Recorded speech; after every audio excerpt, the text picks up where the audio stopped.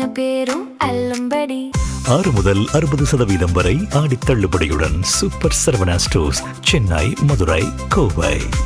FTP நேயருக்கு வணக்கம். இன்று நம்முடன் திமுக செய்தி தொடர்பாளர் திரு சுப்ரத்னம் அவர்கள் நமக்கு வணக்கம் சார். வணக்கம் சார். நேற்று முன்தினம் எதிர்க்கட்சி தலைவர் திரு உதயநிதி ஸ்டாலின் வந்து அன்று காலை கைதாகி ஈவினிங் ஒரு விசாரணைக்காக தஞ்சாவூர் வரைக்கும் கூப்பிட்டு வந்து ஈவினிங் ரிலீஸ் பண்ணியிருக்காங்க. மிகப்பெரிய அரசியல் பரபரப்பு உண்டானது. எப்படி இருந்துச்சு கட்சிக்குள்ள? எப்படி பேசிக்கிட்டாங்க? என்ன நடந்துச்சு கட்சிக்குள்ள? அதாவது உங்களுக்கு இது வந்து அராஜகத்தின் உச்சகட்டம். அராஜகத்தின் உச்சகட்டம். அதாவது எதிர்பாராமல் தமிழ்நாட்டில் நடந்துவிட்ட கடந்த பொது தேர்தலில் தமிழ்நாட்டில் என்ன எதிர்பாராமல் நடந்துவிட்ட ஒரு அரசியல் விபரீதம் தான் இன்றைக்கு ஏற்பட்டிருக்கக்கூடிய, இன்றைக்கு அமைந்திருக்கக்கூடிய இந்த பாவக ஆட்சி என்பது. எனவே வந்து ஏதோ சந்தர்ப்ப சூழ்நிலையின் காரணமாக குருட்டாம் போக்கில் ஆட்சிக்கு வந்த இந்த திரு ஜோசப் விஜய் அவர் தலைமையிலான அரசாங்கமானது ஏதோ ஒரு எப்படியோ ஆட்சிக்கு வந்துட்டா இந்த பயன்படுத்தி மக்கள்கிட்ட நட்பெயரை வாங்குவோம், நல்ல பேரை செய்வோம், ஏதோ நல்ல காரியங்கள் செய்வோம் என்று ஒரு எண்ணத்தோடு அவர்கள் செயலாற்றுவதை விட்டுவிட்டு வந்த வேகத்தில் என்ன எதிர்கட்சியினரை, குறிப்பாக திராவிட முன்னேற்ற கழகத்தைச் சேர்ந்த முன்னணி சட்டமன்ற உறுப்பினர்களை, முன்னணி தலைவர்களை என்ன துன்புறுத்துவதும், அராஜக போக்கில் கைது செய்வதும், அவர்கள் மேல் பொய் வழக்கு போடுவதுமான வேலைகளில் ஈடுபட்டிருப்பது என்பது இது வந்து உண்மையிலே தமிழ்நாட்டில் இதுவரையில் கட்டுக்காக்கப்பட்டு வந்த அரசியல் கலாச்சாரத்திற்கு முற்றிலும் ஒரு விரோதமான செயலாகத்தான் இன்றைக்கு துவக்கமே வந்து ஒரு கேடுகட்ட ஒரு தன்மையோடு இன்றைக்கு இந்த ஆட்சியுடைய துவக்கமே அமைந்திருக்கிறது. அதாவது ஆட்டை கடிச்சு மாட்டை கடிச்சு மனுஷனை கடிச்ச கதையா ஒரு பழமொழி சொல்லுவாங்க. அதே போல இன்றைக்கு வந்து அன்னைக்கு திருச்செந்தூர் சட்டமன்ற உறுப்பினர் அண்ணன் அனிதா ராதாகிருஷ்ணன் அவர்கள் மேல் வழக்கு போட்டு என்ன அந்த வழக்கு முறையற்ற வழக்கு என்ற அடிப்படையில் அன்றைக்கே மாவட்ட நீதிமன்றம் ஜாமீன் வழங்கப்பட்ட நிலையில் அதிலிருந்து பாடம் கற்றுக்கொள்ளாமல் அதற்கு பிறகு நம்முடைய விளாத்திகுளம் சட்டமன்ற உறுப்பினர் அருமை சகோதரர் மார்க்கண்டனே அவர்கள் மேல் வழக்கு போட்டு அவர்களை சிறையில் அடைத்து என்ன அதன் தொடர்ச்சியாக இன்றைக்கு அண்ணன் எங்கள் கழகத்தினுடைய இளைஞர் அணி செயலாளர் என்ன திராவிட முன்னேற்ற கழகத்துடைய எதிர்காலமாக நாங்கள் ஏற்றுக்கொண்டு இன்றைக்கு வழிகாட்டியாக கொண்டு செயல்படக்கூடிய இளவல் உதயநிதி ஸ்டாலின் அவர்களை கைது செய்வதற்கு எந்த முகாந்திரமும் இல்லைங்க. அதுக்கு வந்து எந்த முகாந்திரமும் இல்லை. there is absolutely there were no prima facie at all to arrest him. அவர் என்ன இந்த கையாலாகாத தாவேக அரசுடைய இது வன்மம் என்னவென்றால், வழக்கமாக ஜூன் 12ஆம் தேதி எங்கள் தலைவர் அண்ணன் திராவிட மாடல் ஆட்சியுடைய நாயகர் அண்ணன் முத்துவேல் கருணாநிதி ஸ்டாலின் அவர்கள் 2021 ஆட்சி பொறுப்பு ஏற்றதிலிருந்து அவர் ஆட்சியிலிருந்து கடந்த பொது தேர்தலில் நாங்கள் வந்து ஆட்சியிலிருந்து இறங்கும் வரை 5 ஆண்டு காலமும் நீங்கள் எண்ணி பாருங்கள், பட்டியலை எடுத்து பாருங்கள். ஜூன் 12ஆம் தேதி பாசனத்திற்காக காவிரியிலிருந்து, மேட்டூர் அணையிலிருந்து காவிரி நீர் திறந்து விடப்பட்டது. இதுதான் வரலாறு. ஆனால் இன்றைக்கு ஜூன் முடிந்து ஜூலை ஆகி ஆகஸ்ட் மாதம் வந்துவிட்ட நிலையில் என்ன குறுவை சாகுபடிக்கு அங்கே வந்து மேட்டூரிலிருந்து தண்ணீர் திறந்து விடப்படாத ஒரு சூழலில் என்ன தஞ்சை காய்ந்தால் தமிழனுடைய வயிறு காயும், தமிழ்நாட்டு மக்களுடைய வயிறு காய்ந்து போகும் என்ற ஒரு சூழலில் என்ன கொதித்தெழுந்து திராவிட முன்னேற்ற கழகம் ஜனநாயக ரீதியில் எங்கள் கழகத்துடைய இளைஞர் செயலாளர் அருமை இளவல் திரு உதயநிதி ஸ்டாலின் அவர்களை, சட்டமன்ற எதிர்க்கட்சி தலைவர் உதயநிதி ஸ்டாலின் அவர்களை எங்கள் கழக தலைவர் அண்ணன் தளபதியார் அவர்கள் தஞ்சைக்கு அனுப்பி அவர் தலைமையில் மிகப்பெரிய ஆர்ப்பாட்டம், சட்டப்ப 25,000 பேர் கூடி அமைதியான முறையில் ஆர்ப்பாட்டம் நடத்தியதை, அதை தொடர்ந்து டெல்டாவே ஒரு விழிப்புணர்ச்சி பெற்று மக்களை கொதித்து போய் இந்த அரசுக்கு எதிரான ஒரு சூழல் உருவாகி விட்டதே என்ற அந்த வேதனையின் காரணமாக என்ன திட்டமிட்டு ஜனநாயக ரீதியாக எதிர்கொள்வதை விடுத்து ஆர்ப்பாட்டத்துக்கு சென்று தலைமை தாங்கி அவர் பேசாதது பேசியதாக கட் அண்ட் பேஸ்ட்னு சொல்லுவாங்களே, அதே போல வெட்டியும் ஒட்டியும் திரித்து அவர் பேசாதது பேசியதாக சொல்லி ஒரு பொய் வழக்கை போட்டு அவர் மறுநாள் காலை அதிகாலை எல்லாம் காவல்துறையினர் போய் அவர் வீட்டுக்குள்ள அனாமத்தை நுழைந்து அராஜகத்தோடு நுழைந்து கைது செய்ய எத்தனிக்கிறார்கள் என்றால் விநாசகாலே விபரீத புத்தி என்ற அடிப்படையில் இந்த ஆட்சிக்கு வந்து நிச்சயமாக ஆட்சியுடைய நாட்கள் எண்ணப்படுகின்றன என்பதுதான் எங்களுடைய கருத்து. என்ன அவர் தப்பா பேசினாரு? அவர் தவறாவே ஒன்றுமே பேச கிடையாது. அவர் பேசுகிறது கீழே இருந்து ஒரு நடிகையுடைய பேரை சொல்றாரு, அங்க தண்ணி வருமான்ட்டு. என்ன காவிரி தண்ணி இருந்தா தானே அங்க வரும், நான் காவிரி தண்ணியை சொல்றேன்னு சொல்றாரு. இதுல என்ன சார் அர்த்தம் இருக்கு? எனக்கு புரியல உண்மையிலே. Please explain to me. அதுல வாட் இஸ் மிசோகினிஸ்ட் இன் தட்? அதில் வந்து இது சோகால்ட் மிசோகைனிஸ்ட்னு ஆங்கிலத்துல சொல்லுவோம். சொல்றது புரியுதுங்களா? அது வந்து ரொம்ப வக்கரமான ஒரு செய்தி. என்ன இருக்கு? கீழே இருந்து ஒரு குறிப்பிட்டவருடைய பெயரை சொல்லி அவர்கள் வீட்டு குழாயில் தண்ணி வருமா என்று கேட்கிறார்கள். ஏன்னா அவர் வந்து காவிரி நதி நீர் பிரச்சனை பண்ணி காவிரியில் தண்ணீர் வந்தால்தான் எங்கும் தண்ணீர் வரும் என்ற அடிப்படையில் என்ன மெயின் ஸ்ட்ரீம்ல தண்ணி வந்தா தானங்க நீர் கிடைக்கும், நான் காவிரி தண்ணியை சொல்றேன்னு சொல்றாருங்க. Only when we get a flow from the mainstream, என்ன wherever there are taps you will get water தானே அதோட அர்த்தம். அங்கேயே வந்து water is not released from Mettur reservoir. Where is the question of individuals getting water? அதான அதோட அர்த்தம்.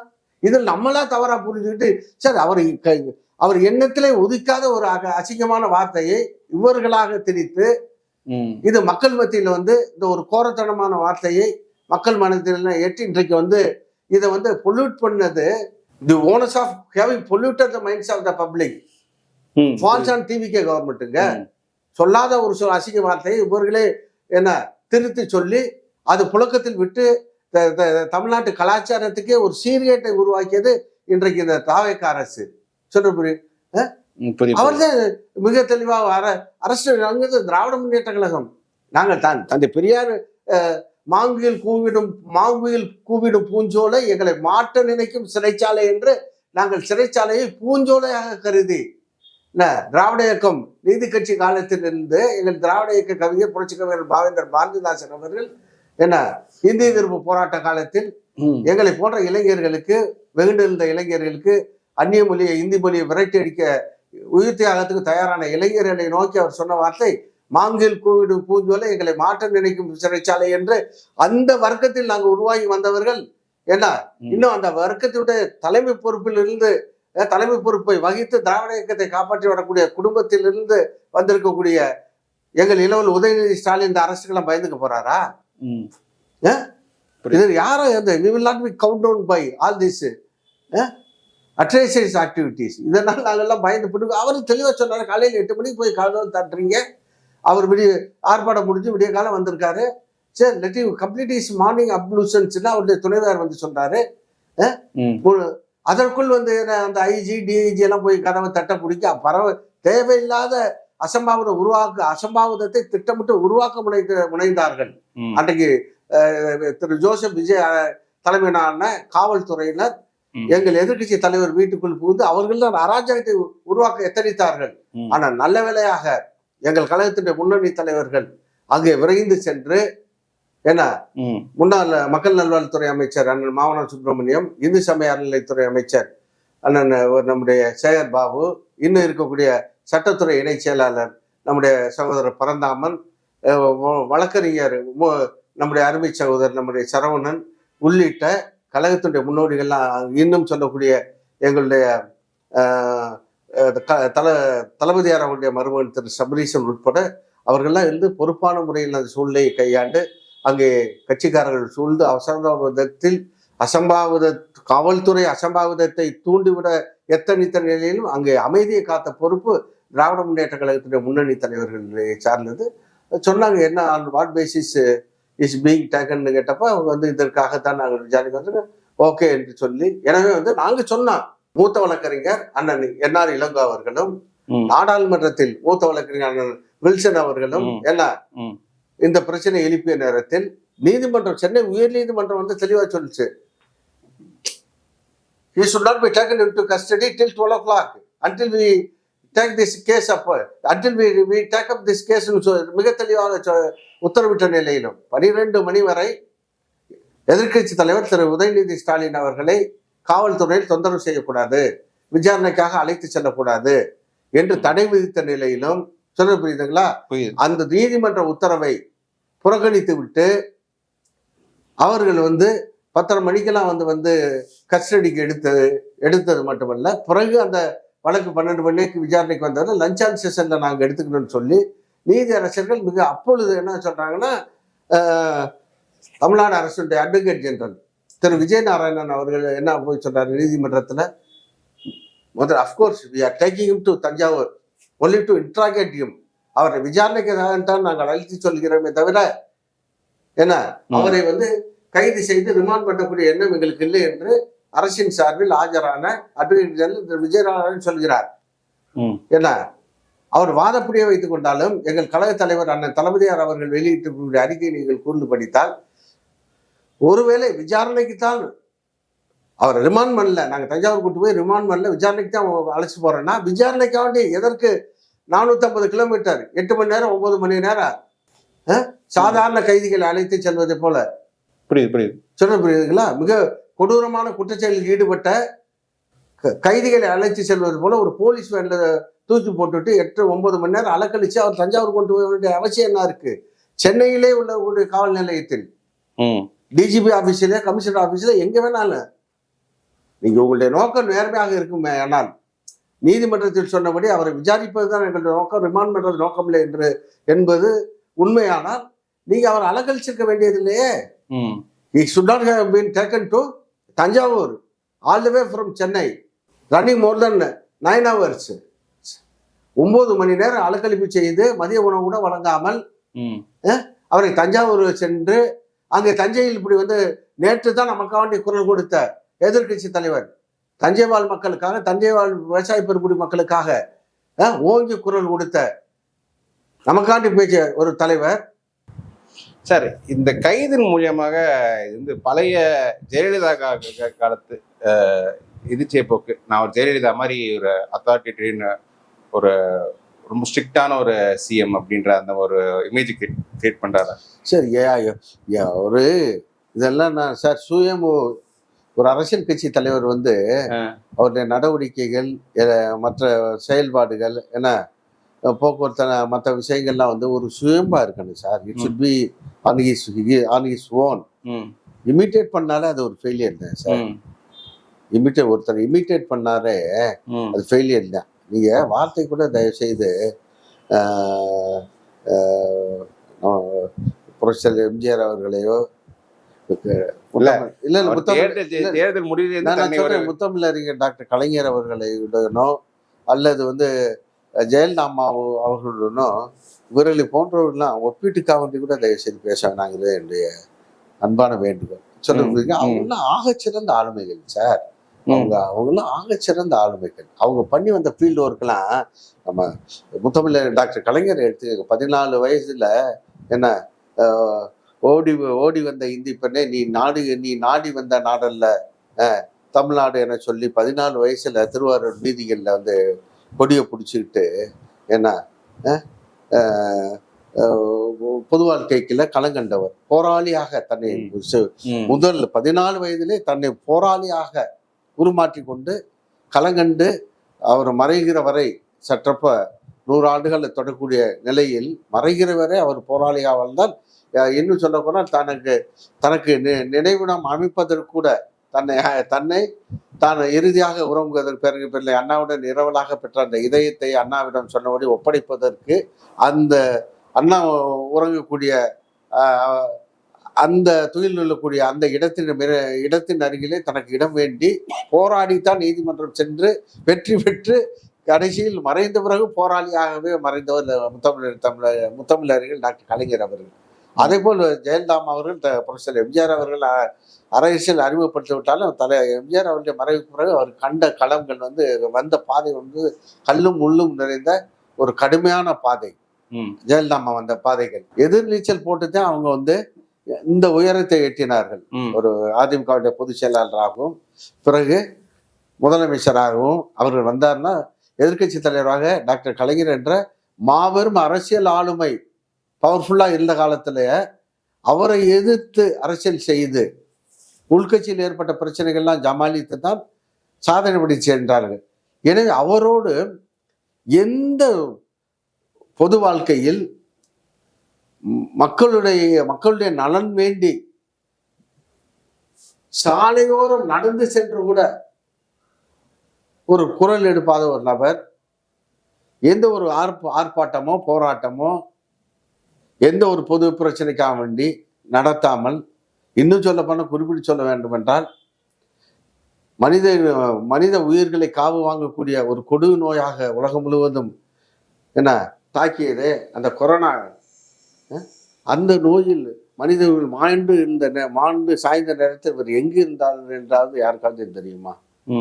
சென்னையை சூழ்ந்த பெருவெள்ள சமயத்தில் சென்னை மிதந்த எத்தனை உயிர்கள், அத்தனை அரசியல் கட்சி தலைவர்கள் என்ன தங்களால் ஆன்ற சேவைகளை என்ன தண்ணியில நீச்சல் அடிச்சு போய் போட்ல போய் மக்களுக்கு உணவு வழங்கி உயிர்களை காப்பாற்றக்கூடிய வேலையை திராவிட இயக்கங்கள், திமுக அதிமுக போன்ற திராவிட இயக்கங்கள் செஞ்சு அப்பொழுதுலாம் அந்த ஜோசப் விஜய் எங்கே இருந்தார்? இப்படி மக்களுடைய பிரச்சனைகளுக்காக, பொது பிரச்சனைகளுக்காக, மக்களுடைய ஜீவாதார உரிமைகளுக்காக, நான் தமிழ்நாட்டுடைய ஜீவாதார உரிமையை மீட்பதற்காக எந்த குரலும் கொடுக்காமல் என்ன காலத்தின் கோலம் ஏற்பட்ட சூழலில் இவர் ஒரு ஆசனத்தை பிடித்து விட்டார் என்பதற்காக அருகூர்ந்து இவரை சந்தர்ப்ப சூழ்நிலையின் காரணமாக அரசியலில் ஏற்படவே கூடாத ஒரு விபரீதத்தின் காரணமாக இவர் ஒரு முதலமைச்சர் ஆகிவிட்டார் என்பதற்காக தயவுசெய்து இவரை அந்த மாபெரும் தலைவர்களோடு ஒப்பிட்டு அவர்களுடைய தனித்தன்மைக்கு பங்கு விளைவிக்க வேண்டாம் என்று நான் கேட்டுக்கொள்கிறேன். இவர் எந்த காலத்திலே தனக்குத்தானே நினைச்சுக்கலாமே தவிர தனக்குத்தானே நினைச்சுக்கலாமே தவிர அவர்களாக ஒரு காலத்திலும் அவர் ஆக முடியாது. எனவே இன்னும் ஒரு பொது தேர்தல் வரட்டும். நான் சொல்லிக்கிட்டு இருந்தல, எங்கள் அண்ணன் ஆர்.எஸ். பாரதி அவர்கள் சொன்னதை போல கலைஞரை அரெஸ்ட் பண்ண முன்னாடி தான் உங்களுக்கு தனி சிறையில் வச்ச முன்னாடி தான் கலைஞர் தமிழ்நாட்டு அரசியலில் ஒரு ஆகப்பெரும் சக்தியாக உருவெடுத்தார். அண்ணாவின் அரசியல் வச்சாங்க. அதே போல இன்றைக்கு பொய் வழக்கு புனைந்து நம்முடைய எதிர்கட்சி தலைவர் அவர்களை இப்படி அலக்கழித்து சித்தரவைப்படுத்திய தாவேக அரசை செய்திருக்கக்கூடிய இந்த கைதின் காரணமாக கலைஞரை போல எங்களுக்கு இன்றைக்கு இளைய கலைஞராக இளவல் உதயநிதி ஸ்டாலின் அவர்கள் இளந்தலைவர் மட்டுமல்ல இளைய கலைஞராக இன்றைக்கு திராவிட முன்னேற்ற கழகத்துடைய தொண்டர்களுக்கு இன்றைக்கு அவர் உருவெடுத்திருக்கிறார். நிச்சயமாக எங்கள் தளபதி கழகத் தலைவர் தளபதி அவர்கள் பெருமைப்படக்கூடிய வகையிலே இன்றைக்கு இளந்தலை உருவாகி இருப்பது எங்கள் கட்சியுடைய எதிர்காலத்திற்கு ஒரு நம்பிக்கை தரக்கூடிய ஒன்றாக இருக்கிறது. இல்லை இதுல என்னன்னா, பட் என்னதான் கைது இதெல்லாம் ஒரு அன்லாஃபுல்லா நீதிமன்றத்திலே சொல்லியிருக்காங்க, ஜாமீன் கொடுத்தாச்சு. பட் ஆனா பெண்கள் மத்தியில திமுகவுக்கு ஒரு அவப்பெயர் இந்த சம்பவத்தால் ஏற்பட்டு நினைக்கிறீங்களா? ஏன்னா நிறைய வாட்ஸ்அப்ல இதுல இந்த கைதவே குடும்ப பெண் தமிழ்நாட்டு மக்கள் ரசிக்கவே இல்லைங்க. இந்த கைதை கொஞ்சம் கூட ரசிக்கல. ஏன்னா அந்த அவருடைய பேச்சில் எந்த வக்கரத்தனமான எந்த ஒரு செய்தியும் கிடையாது. கீழே இருந்து வந்த குரலுக்கு அவர் ஒரு காவிரி தண்ணீர் காவிரியில் மேட்டூர் அணையிலிருந்து காவிரி தண்ணீர் திறந்து விடப்பட்டால் தானே எல்லா இடங்களுக்கும் தண்ணீர் சேரும் என்கிற கருத்தை தான் சொன்னாரே தவிர இவர்களாக ஒரு புனைந்த ஒரு அசிங்கமான ஒரு சொல்லை சொற்றொடரை ஒரு மீனிங்கை அவர் கற்பனை கூட பண்ணி பார்க்கல. என்ன அதனாலதான் எங்க கழகத் தலைவர் அவர்கள் சொன்னதை போல, ஒருவேளை காவல்துறை அட்வொகேட் ஜெனரல் சொன்னதை போல அவர் நாங்கள் ரிமாண்ட் பண்ண போறது இல்லை, we are not going to remand him at all, just for interrogation only we are taking him to தஞ்சாவூர்னு சொன்னாங்களே. இன்ட்ராகேட் பண்றதுக்கு விசாரிப்பதற்கு 9 மணி நேரம் 450 கிலோமீட்டர் அலங்கரிக்க வேண்டிய அவசியம் இல்லை, சென்னையிலே வச்சு பண்ணியிருக்கலாமே. இது அரசியல் பழிவாங்கும் நடவடிக்கைன்னு சொன்னது, இது அரசியல் பழிவாங்கும் நடவடிக்கை. உங்க பாயிண்ட்டுக்கு வர்றேன். அதை மக்கள் புணர்ந்து கொண்டார்கள். இது செய்யாத தவறுக்கு இந்த அரசாங்கம் காவிரி நதி நீர் உரிய காலத்தில் அங்க சார் டி.கே. சிவகுமார் தன்னை நீங்க நல்லா கேட்டது போல தன்னை புரட்சித் தலைவர் எம்ஜிஆரோடு ஒப்பிட்டு பார்த்து கொள்வதற்கு ஒரு வாய்ப்பு என்று தானாக கர்நாடக முதலமைச்சர் டி.கே. சிவகுமார் சந்திக்கிறதுக்கு முயற்சி பண்ணார் சார். சரிங்களா? நான் நேரடியாக சந்தித்து நான் கர்நாடகா சென்று நேரடியாக பேச்சுவார்த்தை போறேன்னு சொன்னாரு. அப்பொழுதே எங்களுடைய கழகத் தலைவர் அண்ணன் தளபதி அவர்கள் எச்சரிக்கை விடுத்தார்கள், அந்த முயற்சியை கைவிட்டு விடுங்கள். காரணம் மிகப்பெரிய சட்ட போராட்டத்திற்கு பிறகு நாம் காவிரி நதிநீர் ஆணையம், காவிரி ஒழுங்காற்று ஆணையம், காவிரி நீரை பகிர்ந்து தரக்கூடிய அமைப்புகள் இவற்றையெல்லாம் சட்ட ரீதியாக நாம் நடுவர் மன்ற விபி சிங் பிரதமராக இருந்த காலத்தில் முத்தமிழ் டாக்டர் கலைஞர் அவர்கள் பெற்றுத்தந்த ஒரு மாபெரும் திட்டம், அதனுடைய தொடர்ச்சி தான் இருந்தது. இதெல்லாம் செயலிலிருந்து போய்விடும். It will become infectious once you go and meet your counterpart. சொல்ல புரியுதுங்களா? இவர்கள் டைரக்ட் பேச்சுவார்த்தை, நேரடி பேச்சுவார்த்தையில் ஈடுபட்டால் இது அத்தனையும் செயலிழந்து போகும் என்ற அடிப்படையில் எங்கள் தலைவர் எச்சரித்ததை மீறி தன்னை எம்ஜிஆரோடு ஒப்பிட்டு பார்த்துக்க வேண்டும். ஒருவேளை அன்னைக்கு முதல்வராக இருந்த குண்டுராவ் அவர்களை நேரடியாக புரட்சியாளர் எம்ஜிஆர் சந்தித்த பிறகு அன்றைக்கு தேவைக்கு சிறிதளவு தண்ணீரை திறந்து விட்டாரே. அதே போல ராமகிருஷ்ண ஹெக்டே அவர்கள் அன்றைக்கு அமைச்சர்களாக இருந்த அண்ணன் பாவு சர்மா அவர்களையும் அண்ணன் கே ஷா அவர்களையும் தலைவர் அவர்கள் அமைத்தது to manage the existing situation. அதற்காக ஒரு தற்காலிக ஏற்பாடாக தண்ணீர் திறந்து விட்டார்களே.